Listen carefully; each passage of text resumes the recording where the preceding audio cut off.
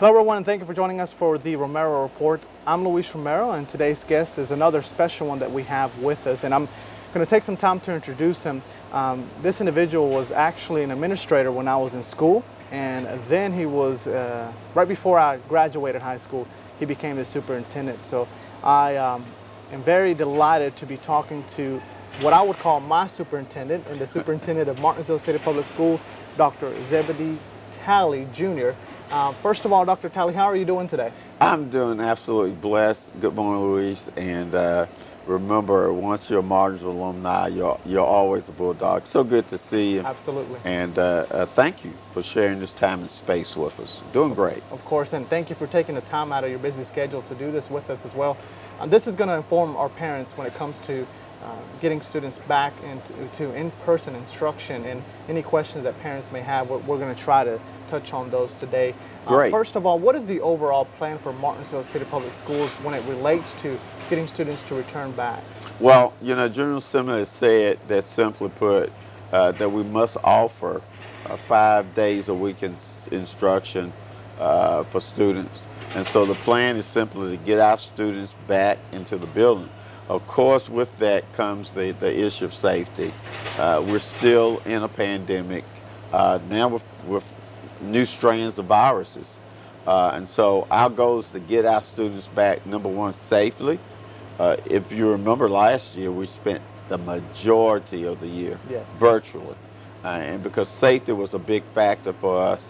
So our plan is simply to get the students back as safely as possible, and teachers and their families. And then number two, to focus on learning law, the instruction that was lost from last year by them not being here. Hands down, no question, instruction is so much better in person than it's ever going to be remotely. All of our young people have one-on-one laptops with technology and internet, and free internet if they needed it. We're very thankful to City Council for procuring that grant, and to our technology department for getting the devices. Now, when we talk about computers, of course, the talk about virtual option comes into play. There's not really an option unless those students need to be accommodated when it comes to virtual for city students, correct? That is true. We are right now currently offering a virtual option, but there is nothing that says that virtual instruction has to take place. Right now, we have less than 15 students out of the almost 2,000 that we have who are opting to do virtual. Now, of course, when it comes to safety and, again, still dealing with the COVID-19 pandemic, we've seen, again, some things change when it comes to that. Some restrictions have lightened up. But students at the city schools will be required to wear a mask when they're on school property. Absolutely. Not only students, I might add, but all staff members are required to wear masking when on campus. And so students will have masking on the buses. They will have masks in the classroom. Teachers and staff, all staff, will have to wear masks when being on campus. And then the spacing, the CDC has moved down and said, okay, you can allow 3 feet of distancing when you can do it. Plus, you add other layers like masking plus 3 feet. So all those things will be taking place because the goal of the Department of Education is to get all students back in school. And that has to be done safely. Now, absolutely. What are some other safety measures that will be in place in the classroom that maybe we saw during the height of the pandemic? Well, we'll still have devices, machines that clean the air. Teachers will also have availability, accessibility to hand sanitizers, cleaners, shields in the classroom for desks, spacing. Again, all of these things will still come into place, and we'll utilize all of those things. Spacing actually for adults is actually 6 feet apart. Adults to students at least 6 feet apart. Student to students 3 feet apart.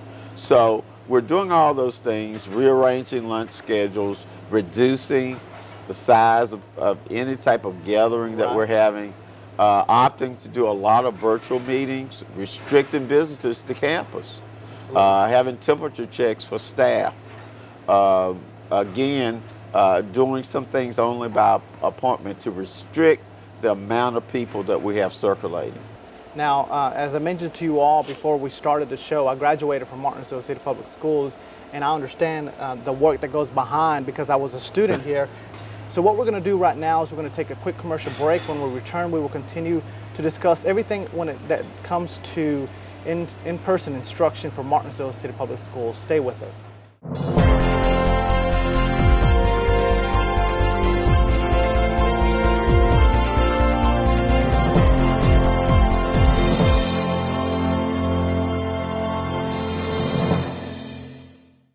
Welcome back to the Romero Report. Again, I'm Luis Romero, joined with Dr. Zebeli Talley Jr. of Martinsville City Public Schools. He's the superintendent, just in case you did not know that. Now, we're talking about everything that relates to students returning to the classroom. And with that comes another big topic, vaccines. You all are not requiring staff members or students or mandating that be something that they have to do before they come to school or to school property. But of course it's encouraged. Definitely, Luis, vaccination is not something that we can stipulate and require of students or staff members.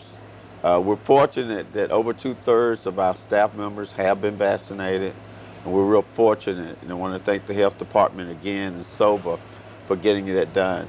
But unfortunately, at this point, the last count we had only 43 students. Wow. To my knowledge, that number could have increased by now. Right. But basically, 43 students out of a possible almost 2,000 have been vaccinated. Wow. Now, keep in mind, most 7th graders cannot be. The vaccination at this point, and they're working, I know, are going to be releasing some information soon. Unless you're 12 years old, you cannot be. There's no vaccination. So you look at the tremendous number of students we would be having from pre-K, because we have an excellent program up to 7th grade. They cannot be vaccinated. 8th graders that are 12 years old and up to seniors can be. So yeah, that is of great concern to us. It is a parent responsibility. Right. Certainly. So we know we're coming back in with a lot of students who have not been vaccinated, but a majority of teachers who have.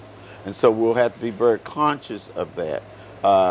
It's not mandated. We cannot mandate that students nor teachers be vaccinated, but we can mandate masking. We can. And of course, when you mentioned the low number of students, that would be another reason for you all to require the mask inside and again on school buses to be worn. Oh, absolutely. In the in-and-by activities, there's a low amount. By the way, Luis, we've had 2 clinics. Right. Well, the city's had 2 clinics here where we've offered free vaccinations for students. And again, you can see in comparison to the ratio of students we have, that number is very small. So we want to be really cautious. We have to be very cautious. And continuing to talk about caution, we talk about sanitation. Now, a lot of that will be taking place when students have already gone home. But what are some of the safety measures that are in place with sanitation? Well, we've got, and we're installing them everywhere. We have touchless sinks. Again, an abundant supply of hand sanitizer all over the place. Masks for when students forget theirs, right, or lose theirs. We know that happens to us all. Again, students have the ability to hand wash, sanitize. Teachers are able to spray down and wipe down desks. Cafeteria managers and workers, same thing, sanitizing utensils, wiping down desks, wiping down shields in cafeterias.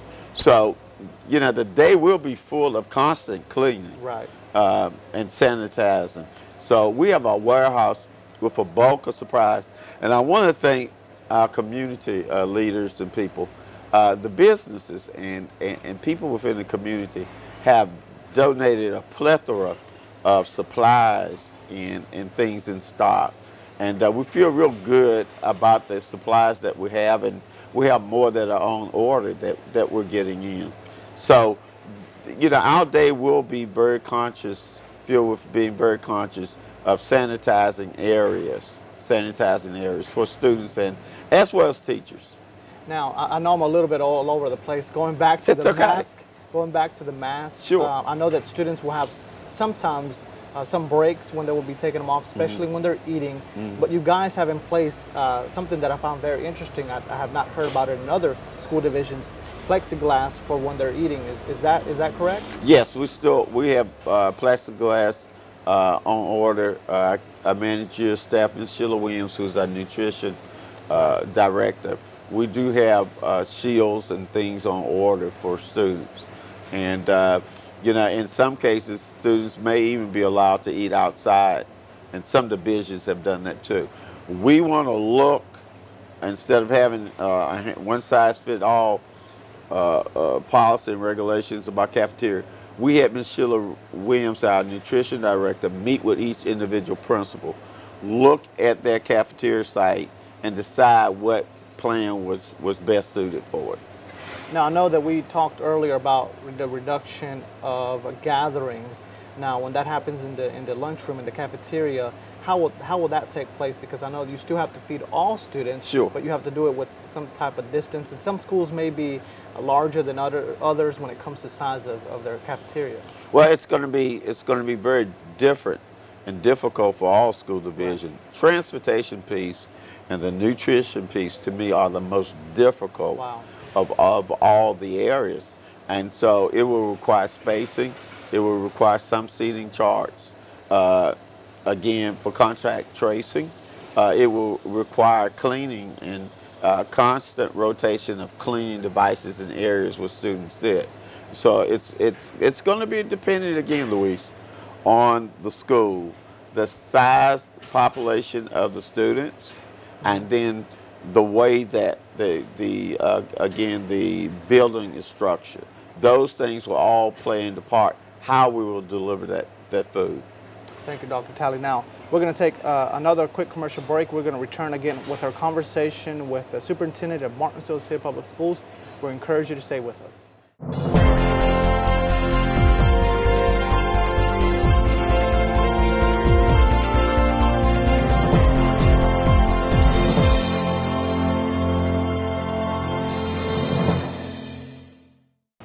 Welcome back to the Romero Report. We're discussing returning to the classroom for Martinsville City Public School students. I'm joined with Superintendent Dr. Zebedee Talley Jr.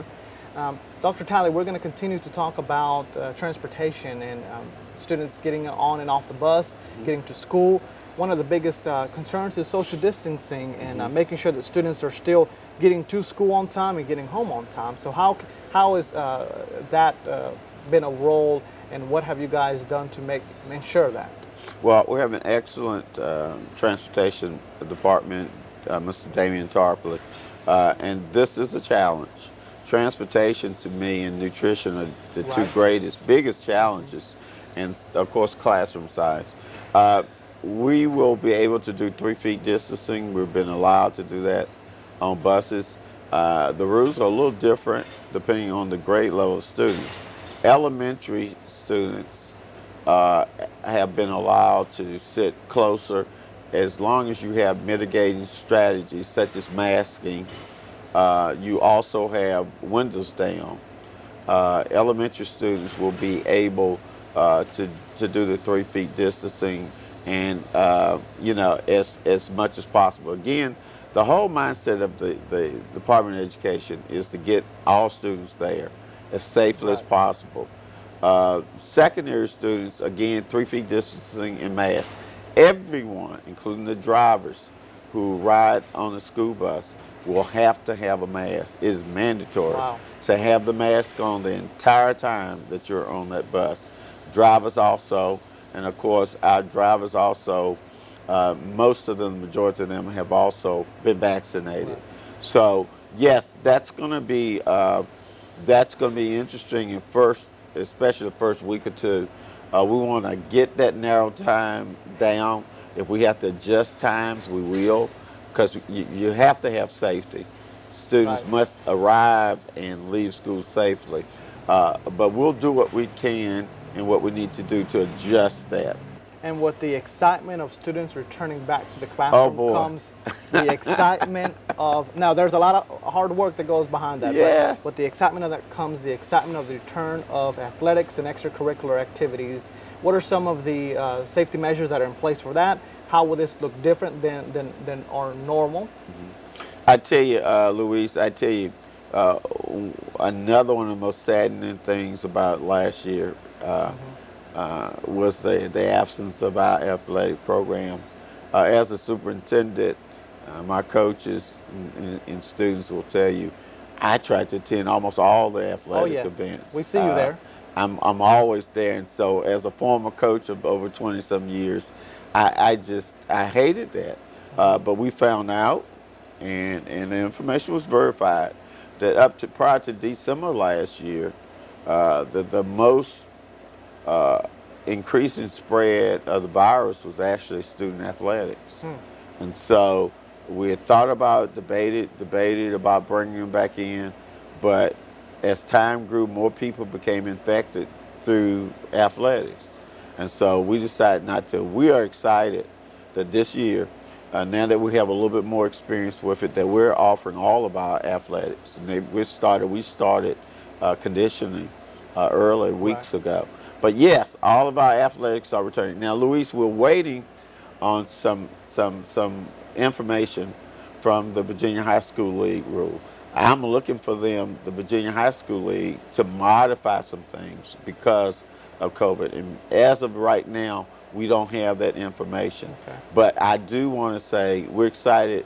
All of our young people are returning to the athletic field. Let me tell you, athletics, being able to be comrades and the companionships and the social skills of getting along and the ideas of teamwork Right. and pride and all Oh, yeah. those things, they enhance what we do academically. We have some of the best athletes That's in the true. entire nation, along with our academics, because you got to remember, all schools are accredited. Yes, So sir. it's not just a school division that focuses on athletics. Right. Our students are student athletes, not just athletes. Right. But we have some of the best athletes around. So yes, they're all returning. I'm excited because I'll be out there again with the students. Right. And I want to tell you, some of my most meaningful conversations with parents and students have been at athletic games. Right. You get a chance to be there. You get a chance to socialize. Parents may not have time to call you doing work or whatever. They get to see you, talk about concerns, give support. We have a lot of parents who say, if you need this, what? So yes, if you can't tell, Right. I'm terribly excited about returning to the fields and all the athletics. And parents, again, you'll see me again. I'm there with the young people and just looking forward to a great year. Yes, I'm really excited to be back, and we hate it when you have such a stable of athletes like we have, and the accomplishments they're able to do academically and athletically. You miss that. So yes, we're back, and Bulldog Pride's back, and I'm excited about it. I was just about to, if he didn't touch on it, I was just about to talk about that. That's Bulldog Pride right there, because I'm a Bulldog myself, so I know that when I see it. We're back in the house, man. I can't Absolutely. wait. I can't wait. Now, of course, we have to talk about some other topics, and our Okay. last topic being the critical race theory and transgender students. Those are topics that have been talked about local, state, and national. What is Martinsville City Public Schools stance on those two topics? Well, it's always interesting to see how a lot of these conversations have been born out of proportion. There is no critical race theory inside of the curriculum from the Virginia Department of Education. So we're not focused on that. We're focused on our curriculum. And then when it comes to the treatment of transgender students, again, what is the stance on that when it comes to city public schools? Legally and on the advice of our attorney, we are adopting the policies, and they already contain policies of non-discrimination, of non-harassment, of again, bothering students or teachers or having race, again, a discrimination-free work area, whatever.